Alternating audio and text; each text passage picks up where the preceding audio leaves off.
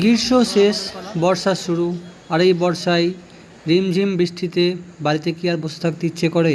তাই আমি বেরিয়ে পড়েছি সুন্দরবনের জন্য, যেটা আমাদের ভ্রমণপ্রিয় বাঙালির জন্য অন্যতম ট্যুরিস্ট ডেস্টিনেশন। সুন্দরবনটি আমাদের রাজ্যের দক্ষিণ পূর্ব দিকে অবস্থিত। 1987 সালে এই সুন্দরবন ওয়ার্ল্ড হেরিটেজ সাইট হিসাবে ঘোষিত হয়। এই সুন্দরবন নামকরণের অন্যতম কারণ হলো এখানে প্রচুর পরিমাণে সুন্দরী গাছ পাওয়া যায়। শুধু সুন্দরী গাছ কেন, এখানে অনেক রকম প্রজাতির গাছ পাওয়া যায় এবং রয়্যাল বেঙ্গল টাইগারের জন্য এই সুন্দরবন বিখ্যাত। এই সুন্দরবন ট্রিপ করতে গেলে তোমাদেরকে বুকিং করতে হবে কোনো ট্র্যাভেল এজেন্সির কাছে। আমরা বুকিং করেছিলাম দ্য ইউনিভার্সাল ট্র্যাভেল এজেন্সি। তাদের পরিষেবা অত্যন্ত উচ্চমানের এবং তারা আমাদের পার হেড 3500 টাকা করে নিয়েছিল এবং ক্যানিং থেকে ক্যানিং এই ট্রিপটি সম্পূর্ণ হয়েছিল। ফোন নাম্বারটা দিয়ে দিলাম তোমাদের জন্য। তো এই ট্রিপের পুরো বিবরণ আজকে আমি তোমাদের সামনে ভিডিওর মাধ্যমে নিয়ে এসেছি। তোমরা দেখো, আশা করি তোমাদের ভালোই লাগবে। ভালো লাগলে আমার চ্যানেল ট্রাভেলিং মাদারল্যান্ডকে সাবস্ক্রাইব করে দেবে। এখানে আর দেরি না করে আমাদের মেন ভিডিওতে যাওয়া যাক। তো ফাইনালি আমরা বেরিয়ে পড়লাম সুন্দরবনের জন্য। ওখানে 3 দিনের ট্রিপ। এখন এখান থেকে আমরা রামপুরহাট যাব। রামপুরহাট গিয়ে এখন রামপুরহাট জংশনে চলে এসেছি। আমাদের ট্রেন 12টা 10-এ। এখন ঘড়িতে বেজে সময় 11টা 10। প্রায় 1 ঘন্টা অপেক্ষা করতে হবে। কোথায় যাবো আমরা? ওখানে কি দেখবো? আচ্ছা, ট্রেন চলে যাচ্ছে। ট্রেন আমাদের আসবে একটু পরে আসবে। ফাইনালি আমাদের ট্রেন ঢুকে গেল, গৌড় এক্সপ্রেস। বসে গেছি। এখান থেকে 4 ঘন্টার জার্নি, শিয়ালদা পৌঁছে যাব। ট্রেন ছেড়ে দিল। আজকের মতো রামপুরহাট স্টেশন থেকে গুড নাইট। তো গুড মর্নিং ফ্রম শিয়ালদা। আমরা শিয়ালদা চলে এসেছি, টিকিট বুকিং করছি। শিয়ালদা থেকে ক্যানিং 15 টাকা টিকিট মাত্র, 1 ঘন্টা। তো সামনে ক্যানিং লোকাল টিকিট কেটে নিলাম, জায়গা আগে ঘিরে নিয়েছি আমরা। এখন ক্যানিং লোকাল ধরে ক্যানিং চলে যাব। টিকিট কাটা হয়ে গেছে।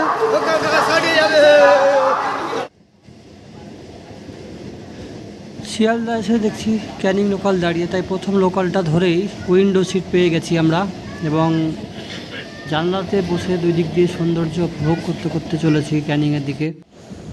গ্রীষ্মের সময় বৃষ্টির জন্য চাতক পাখির মতো চেয়ে থাকা গাছগুলো বর্ষার বৃষ্টি পেয়ে মনে হচ্ছে যে একদম নবজীবন পেয়েছে। 2 দিকের এই সৌন্দর্য দেখে নিজেকে আর ট্রেনের ভিতরে না রেখে চলে আসলাম একদম দরজার সামনে দাঁড়িয়ে সৌন্দর্য আরও ভালোভাবে উপভোগ করার জন্য। এরকম করে প্রায় 1 ঘন্টা 20 মিনিট চলে আসলাম। খুব তাড়াতাড়ি ক্যানিং পৌঁছে যাব এবার। মেঘলা মেঘলা সকাল, আর এর মধ্যে আমরা শিয়ালদা থেকে ক্যানিং পৌঁছে গেলাম। ভোরবেলা ট্রেনটা ধরেছিলাম, তাই তাড়াতাড়ি পৌঁছে গেলাম। এখানে এবার ফ্রেশ হয়ে আমাদের দ্য ইউনিভার্সাল ট্রাভেলস, আমরা যেখানে আমরা ট্রিপ বুকিং করেছি, তারা নিতে আসবে। বাইরে টিপটাপ করে বৃষ্টি পড়ছে, আর আমরা এই বৃষ্টি মাথায় নিয়ে চলে আসলাম আমাদের দ্য ইউনিভার্সাল ট্রাভেলস অফিসে। এখান থেকে আমাদের পিক আপ হবে। তো আগে জানলে হয়তো আমরা এখানে চলে আসতাম। এরা সব আমাদের ট্যুরের পার্টনার। তোমরা যোগাযোগ করতে পারো the universal travels, phone number. এই আমরা অটোতে চেপে পড়লাম, অটো ছেড়ে দিল। এখান থেকে 8 ঘন্টা লাগবে লঞ্চের কাছে যেতে। এই অটো করে আমাদেরকে সোনাখালি ঘাট অবধি নিয়ে যাবে, সেখান থেকে আমরা লঞ্চে চাপবো। সবাই বৃষ্টিতেই যাচ্ছে, কিছু করার নাই। অবশেষে অনেক কষ্ট করে সোনাখালি ঘাটে এসে পৌঁছালাম। এখন লঞ্চে চাপবো। তো বলছে জোয়ার এসছে, তাই এখন একটু পোস্টপোন করে রাখা আছে। এই তো অনেক অপেক্ষার পর লঞ্চ সামনে এলো, কিন্তু আমাদের লঞ্চ খুঁজে পাচ্ছি না আমরা। ছানা তুমি কোথায় যাবে? কিসে যাবে? এই যে আমাদের বোট পেয়েছি সামনে, মধুকর বোট। এদিক দিয়ে সবাই পারাপার হচ্ছে। আমরা ফ্রেশ হয়ে উপরে এসে বসতে বসতেই চলে আসলো আমাদের টিফিন। টিফিনে আছে আলুর দম, লুচি আর মিষ্টি। সেই সব লুচি একদম 3 আঙুলে ছিল। চলো এখন আমি এটা এনজয় করি একটু। সামনের বোটটা ছেড়ে দিল, এবার আমাদের পালা। তো আমাদের দাদা অনেক কষ্ট করে লঞ্চ চালিয়ে নিয়ে চলেছে। দাদার নাম? আমার নাম জাহাঙ্গীর মণ্ডল। জাহাঙ্গীর মণ্ডল দা আমাদের এই বিদ্যা নদীর ওপর দিয়ে এখন যাচ্ছি। পিছনে মাতলা ছেড়ে এলাম না? হ্যাঁ হ্যাঁ। পিছনে আমরা মাতলা নদী ছেড়ে আসলাম। লঞ্চ চালাচ্ছি, এটা আলাদা এক্সপিরিয়েন্স। ঠিক আছে, থ্যাংক ইউ দাদা। চালান আপনি, আপনার কাজ আপনাকে করতে হবে। খাবার নিয়ে আসছি, খাবার। এতক্ষণ তোমরা লঞ্চ চালানো দেখলে, এখন দুই দিক দিয়ে সুন্দর পরিবেশ সেটা উপভোগ করি। এই যে আমার ছানাটা গাছের পাশে বসে বসে নদীর এদিক দিয়ে আবার কি খাবার চলে এসছে। এদিক দিয়ে চলে এসছে এখন আমুদে মাছের ফ্রাই। আমাদের কাছে এখনো আসেনি, আসছে।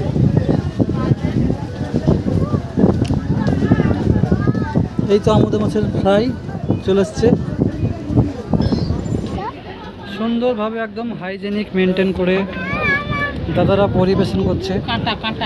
বাঘের বিয়ে বলে তো কথা, বরযাত্রী এসছি আমরা, ঠিকঠাক খাওয়া দাওয়া হবে না, তাই হয়। এটা হচ্ছে আমুদে মাছের ফ্রাই। লাইফে প্রথম মাছটার নাম শুনলাম এবং প্রথম এটাকে ট্রাই করব।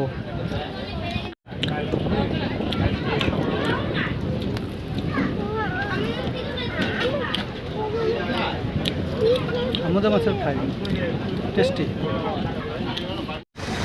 জাস্ট সিনটা দেখো, এই গাছগুলো কিন্তু গ্রীষ্মকালে ডুবে থাকে না, এখন জল বেশি হয়েছে বলে এই গাছগুলো ডুবে গেছে।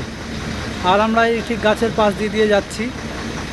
এদিক দিয়ে এখন বসতি নেই, বসতি অনেক আগেই শেষ হয়ে গেছে, এখন জঙ্গলে প্রবেশ করে গেছি। আমুদে মাছের ফ্রাই হলো, তারপর এখন লিকার চা। দাদারা বাঘ মামার বিয়েতে বেশ ভালোই আয়োজন করেছে। প্রায় 2 ঘন্টা লঞ্চে জলে সাওয়ারি করার পর আমরা চলে এসেছি গোসাবা ব্লক। গোসাবা নামটা হয় গরু, সাপ আর বাঘ, এই 3টে সমন্বয়ে গোসাবা নাম হয়। অবশেষে 2 ঘন্টা পর আমরা নদীর পাড়ে নামলাম। সামনে এটা আমাদের লঞ্চ। এটা কি নদী?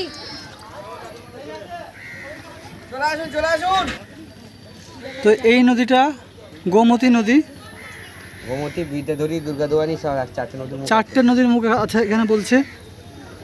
চলে আসুন, দাঁড়িয়ে আছে এখানে, চলে আসুন। মামা, আমাদের নদী কোনটা? আমাদের নদী ওই যে ওটা। ওইদিকে কেন নিয়ে যাচ্ছি? ওইদিক দিয়ে বাঘ দেখবো বলে, টাইগার। তোমার ভালো লাগছে মা? তাই? কতটা ভালো লাগছে? এতটা? আচ্ছা আচ্ছা। সামনে আপনারা দেখতে পাচ্ছেন হ্যামিল্টন বাংলো। প্রায় 300 মিটার হাঁটার পর এই একটা ভালো না লাগা জিনিস। আমার পার্সোনালি সেরকম ভালো লাগেনি, কিছুই নেই এখানে দেখার মতো। এই যে এখান থেকেই ভিতরে প্রবেশ বন্ধ, তো ভেতরে কিছু আছে বলেও মনে হয় না। হ্যামিল্টন বাংলো, যেটা দেখার জন্য অনেক লোকজন এসছে, মানে লঞ্চে যত ছিল সবাই এসছে।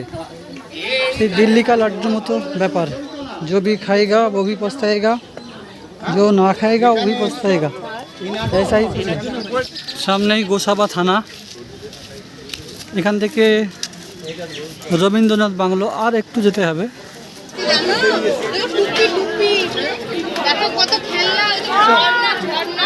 আচ্ছা, এটা রবীন্দ্রনাথ বাংলো না? রবীন্দ্রনাথ ঠাকুরকে আমন্ত্রণ করেছিল, উনি 2 নাইট 3 দিনের বাংলো ছিলেন। আচ্ছা আচ্ছা, রবীন্দ্রনাথ এখানে ছিলেন। আচ্ছা, তাহলে আসলে হচ্ছে এটা বেকন বাংলো। এখানে আমাদের কবিগুরু রবীন্দ্রনাথ এখানে এসেছিলেন এবং 2 রাত্রি 3 দিন ছিলেন, তাই এটাকে রবীন্দ্রনাথ বাংলো বলেও ডাকা হয়।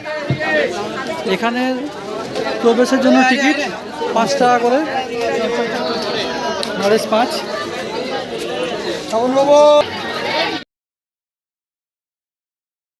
সব কিছু লেখাই আছে।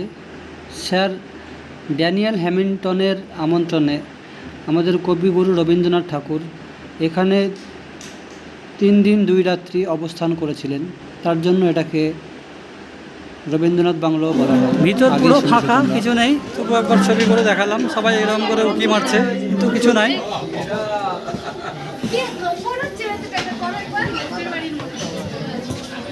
সুন্দরবন আসলে এখানে অবশ্যই আসবেন, ভালো লাগছে বেশ, কিন্তু অনেকটা হাঁটতে হলো। যদিও অপশনাল টুকটুক পাওয়া যাচ্ছে, কিন্তু সবাই হেঁটে আসছে বলে আমরাও হেঁটে আসলাম। গাছগুলো দেখে বোঝা যাচ্ছে যে জলের স্তরটা কতটা বেড়েছে, ওয়াটার লেয়ারটা। যাই হোক, হ্যামিল্টন বাংলো, বেকন কাম রবীন্দ্রনাথ বাংলো দেখার পর আবার আমরা আমাদের বোটের দিকে যাচ্ছি। সামনে বোট চলে এসছে। অনেক ঘোরাঘুরি হলো, তো সোনামায়ের টিপটা একটু খুলে গেছে, তাই লাগিয়ে দিচ্ছিলাম। এখন আমরা লঞ্চে উঠে পড়ব। হ্যামিল্টন বাংলো, রবীন্দ্রনাথ বাংলো সব দেখার পর আবার আমাদের লঞ্চ যাত্রা স্টার্ট করে দিল এবং সঙ্গে সঙ্গে দিক দিয়ে লাঞ্চেরও ব্যবস্থা হয়ে গেছে, তো আমরা একটু পরে খাবো। আবার বৃষ্টি চলে এসছে, ঝমঝম করে বৃষ্টি শুরু হয়েছে, খুব সুন্দর লাগছে ওয়েদারটা। জাস্ট দেখো একবার।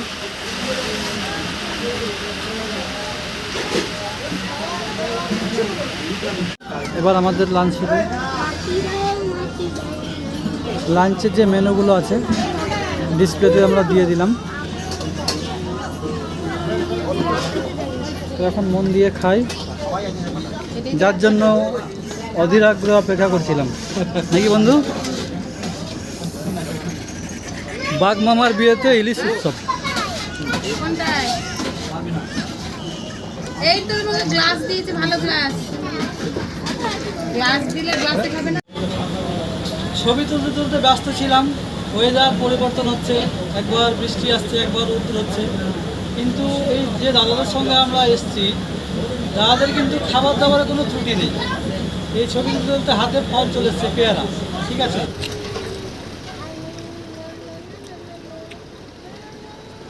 যাই হোক, ঠিকঠাক সময় সময় খাবার দাবার পাওয়া আর এই রকম জলে সাওয়ারি কার না ভালো লাগে বলো। যাই হোক, আজকে আমাদের জল সাওয়ারি শেষ। এখন আমরা হোটেলের দিকে রওনা দিব, একটু পরেই নামবো। এবার লঞ্চ থেকে নেমে এই লাদেন গাড়ি, ফটফটি গাড়ি করে দিল। এই গাড়িতে করে এখন আমরা হোটেল যাব। এই যে এই গাড়িতে ফাইনালি দরাম দরিম করে আসলাম। অনেকটা মনে হচ্ছে শরীর আর কিছু নাই। 5-6 কিলোমিটার আসার পর আমরা এই হোটেলে এখন চেক ইন করবো। যদিও আমরা এই হোটেল ঠিক করিনি, আমাদের এজেন্সি ঠিক করে রেখে দিয়েছিল। অভিরূপ হোটেল। হোটেলে ফ্রেশ হয়ে নিলাম, দিয়ে এখানে লোকাল মার্কেটে একটু বেরিয়ে ঘোরাঘুরি করছি, একটু কেনাকাটি। তো ছোটোর মধ্যে মার্কেটটা বেশ ভালো, মানে সব কিছুই যা যা লাগলো আমাদের সব কিছুই পেলাম, সব কিছুই মোটামুটি অ্যাভেলেবেল। এদিকে মুদিখানা দোকান বেশ বড়, অনেকগুলো মুদিখানা দোকান দেখলাম। এখানে সবজি মার্কেট, মেডিসিন শপ, হ্যাঁ মানে সব কিছুই হাতের কাছে পাওয়া যাচ্ছে। তো আগে শুনেছিলাম যে সুন্দরবনে বোটে একবার উঠে গেলে নাকি কিছু পাওয়া যায় না, কিন্তু এখানে সে একটা আলাদা এক্সপিরিয়েন্স হলো, ভালো লাগলো।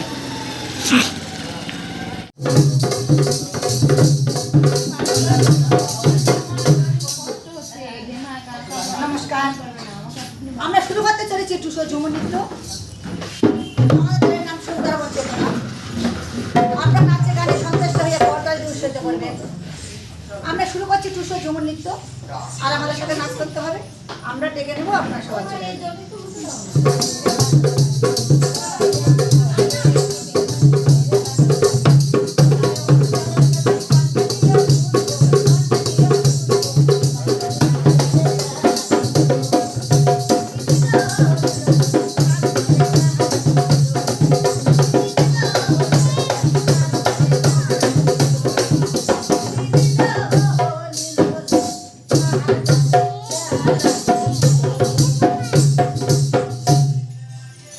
তো তোমরা লাস্ট ঝুমুর নাচ দেখলে। ঝুমুর নাচে আমরাও একটু পা দোলালাম, তো সেখানে আমাদের একটু এনার্জি লস হলো, সেটাকে আবার গেইন করতে হবে। তো এই দেখো চলে এসছে আমাদের ডিনারে ফ্রাইড রাইস। ফ্রাইড রাইসের সঙ্গে ভাই কি আছে? ফ্রাইড রাইস চিলি চিকেন আছে। চিলি চিকেন আছে। তো এই ফ্রাইড রাইস চলে এসছে আজকে ডিনার, এর সঙ্গে আবার চিলি চিকেন আছে। থাক, এখন এটুকুই থাক, পরে আবার দেখছি। তো ফ্রাইড রাইস আর এদিকে চিলি চিকেনও চলে এসছে। এখন শুধু খাবার পালা, খেয়ে আমাদেরকে আবার এনার্জিটা রিস্টোর করতে হবে, কারণ আবার কালকে সকাল থেকে আবার জার্নি স্টার্ট। নতুন পথ, নতুন সাইট সিন।